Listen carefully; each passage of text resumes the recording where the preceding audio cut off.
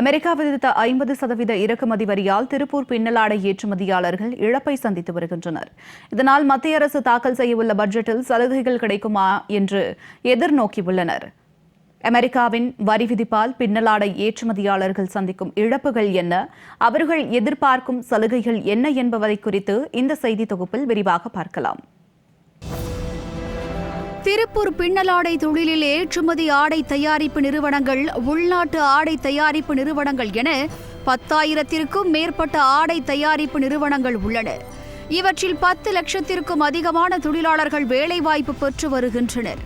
திருப்பூர் பின்னலாடை ஏற்றுமதி வர்த்தகம் கடந்த ஆண்டு 50,000 கோடி ரூபாய் அளவிற்கு வர்த்தகம் நடைபெற்றுள்ளன. இந்நிலையில் திருப்பூரில் இயங்கும் 35% ஆடை தயாரிப்பு நிறுவனங்கள் அமெரிக்கா விதித்த 50% இறக்குமதி வரியால் தொழிலை நடத்த முடியாமல் தத்தளித்துக் கொண்டிருக்கின்றன.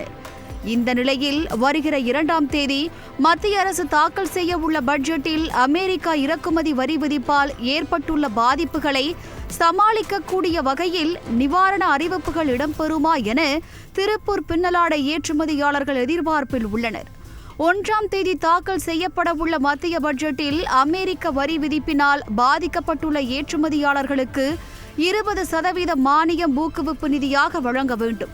2,500 ரூபாய்க்கும் அதிக மதிப்புள்ள ஆடைகளுக்கு 18% GST வரி என்பதை 10,000 ரூபாய் அதிகமான மதிப்புள்ள ஆடைகளுக்கு மட்டும் GST வரி நிர்ணயம் செய்ய வேண்டும். சிறு குறு மற்றும் நடுத்தர நிறுவனங்களுக்கு வட்டி சமன்படுத்தும் திட்டம் 50 லட்சம் ரூபாய் உச்ச வரம்புடன் அறிவிக்கப்பட்டதை உச்சவரம்பை நீக்கி 5% வட்டி மானியம் வழங்க வேண்டும்.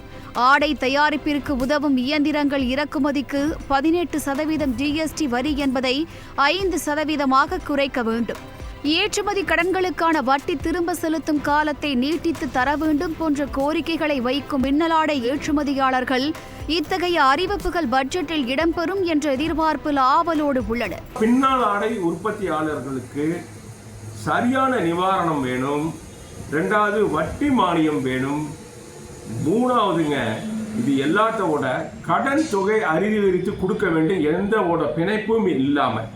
4வதா இதை சார்ந்த தொழிலாளர்களுக்கு எங்களுக்கு அவங்கள தக்க வைக்கணும், இந்த மார்க்கெட்டில் தக்க வைக்கணும்னா அவங்களுக்கு தனி பேக்கேஜ் கொடுத்து மத்திய அரசாங்கம் உதவி செய்யும். கொரோனா காலத்தில் உதவி செஞ்ச மாதிரி உதவி செய்யணுங்க.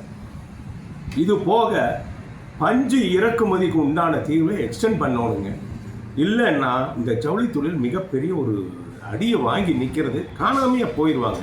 35% ஆடை தயாரிப்பு நிறுவனங்கள் அமெரிக்காவின் வரி விதிப்பினால் தத்தளித்துக் கொண்டிருக்கின்றன என்றும் அரசின் ஆதரவை எதிர்பார்த்து கொண்டிருக்கும் வேளையில் இதுவரை அரசு கண்டுகொள்ளாதது வருத்தமளிப்பதாகவும் பாதிக்கப்பட்ட ஏற்றுமதியாளர்கள் வேதனையை வெளிப்படுத்தியுள்ளனர். மானியம் வழங்கினால் மட்டுமே தொழிலை தக்க வைத்துக் கொள்ள முடியும்.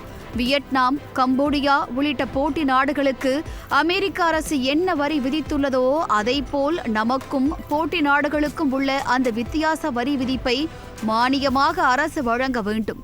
பஞ்சு மீதான இறக்குமதி வரியை நீக்க வேண்டும் என்பன உள்ளிட்ட சலுகைகளை பாதிக்கப்பட்டுள்ள ஏற்றுமதியாளர்களுக்கு உதவிடக்கூடிய வகையில் பட்ஜெட்டில் அறிவிக்க வேண்டும் என எதிர்பார்ப்பில் உள்ளனர். அது இப்போ நம்மளுடைய போட்டி நாடுகள் வங்கதேசம், வியட்நாம், கம்போடியா போன்ற நாடுகளுக்கு என்ன வரி விதிப்பு அமெரிக்கா விதிச்சிருக்கு, அதுக்கும் நம்மளுக்கும் என்ன டிஃப்ரென்ஸ் இருக்குது. ஸோ அந்த டிஃப்ரென்ஸ் வரி விதிப்பை மட்டும் நம்மளுக்கு மானியமாக கொடுத்தாவே இந்த துறையை நம்ம காப்பாற்ற முடியும் அப்படிங்கிறது தான் ஒரு கோரிக்கை.